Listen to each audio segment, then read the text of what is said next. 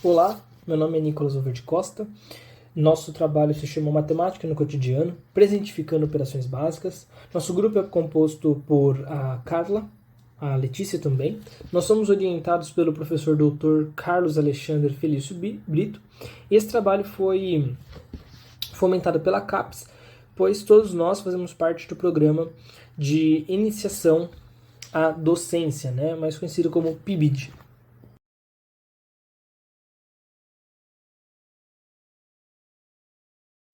Aqui são os tópicos que nós gostaríamos de estar tratando hoje, então desde a introdução até as considerações finais, e nós gostaríamos de passar por meio dos objetivos, da metodologia, a experiência e os resultados que nós encontramos. Bom, esse relato de experiência que nós estaremos fazendo, ele buscou observar uma aplicação de uma sequência didática que uma professora que já trabalha há um bom tempo em uma escola pública do município de São Caetano, a MF Silvio Romero, como ela aplicou o objeto de conhecimento, divisão e multiplicação no ensino fundamental, da matéria, no caso, matemática. Os objetivos da pesquisa, eles são característicos do Design Experiment Research, como proposto por Cobb et al. Nesse sentido, existem 3 fases que são elucidadas conforme o trabalho foi feito, que seria a primeira fase, a fase prospectiva, que ela prepara e analisa os conhecimentos, no caso aqui seria a sequência didática. Depois a fase reflexiva, que ela conduz esses conhecimentos. Depois a retrospectiva, que analisa aquilo que aconteceu. Com relação à metodologia do trabalho, seriam então exatamente como se deram essas 3 fases, a fase prospectiva, reflexiva e retrospectiva.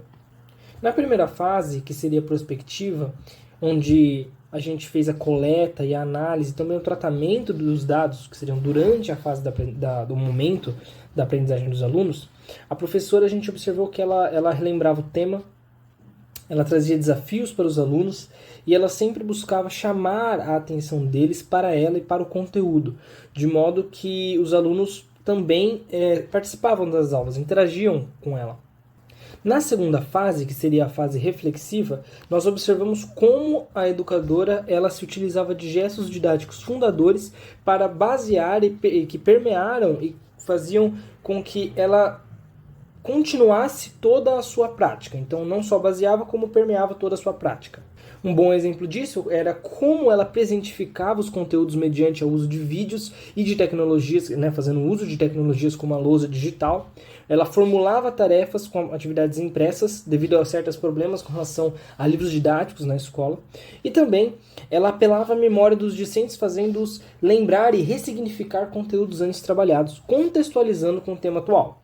Já na fase retrospectiva, nós observamos como a docente ela se dá, como que ela faz a parte de institucionalizar os conhecimentos nos alunos. Então, ela sabe muito bem como gamificar os conteúdos, ela se utiliza da lousa digital e de plataformas que já contenham jogos preparados.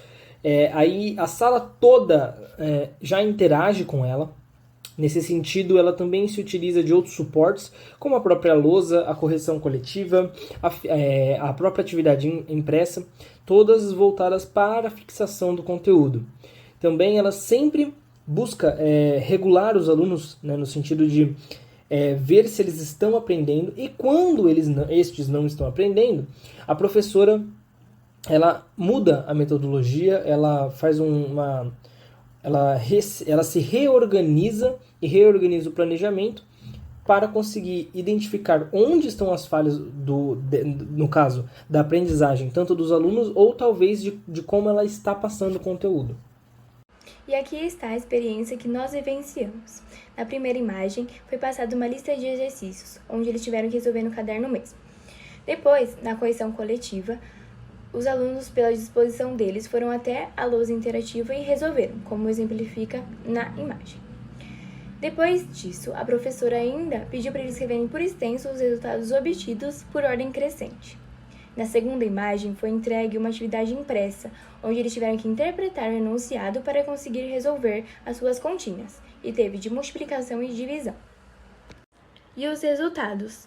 Após a observação da sequência didática aplicada, alguns alunos tiveram, sim, dificuldades na hora da resolução das atividades propostas. E, mediante isso, a professora corrigiu junto a eles, tirando as suas dúvidas.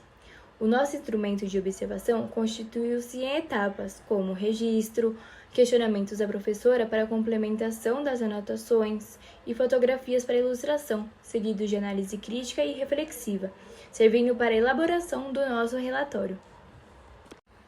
Concluindo, observamos na prática que os gestos didáticos conduzidos pela professora, juntamente com os resultados aplicados em seus alunos, foram importantes, utilizando-se de recursos e suportes diversos em diferentes contextos e metodologias, incorporaram a nossa formação docente.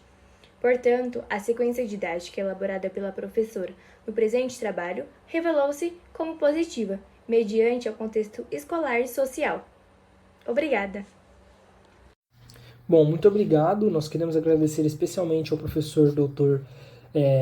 Carlos Alexandre Brito, que nos orientou durante todo esse processo. Também gostaríamos de agradecer à USCS, a nossa instituição de ensino, por ter fornecido a possibilidade das bolsas PIBID. E também gostaríamos de agradecer todos aqueles que assistiram e puderam certamente ser beneficiados por meio desse relato de experiência. Até logo!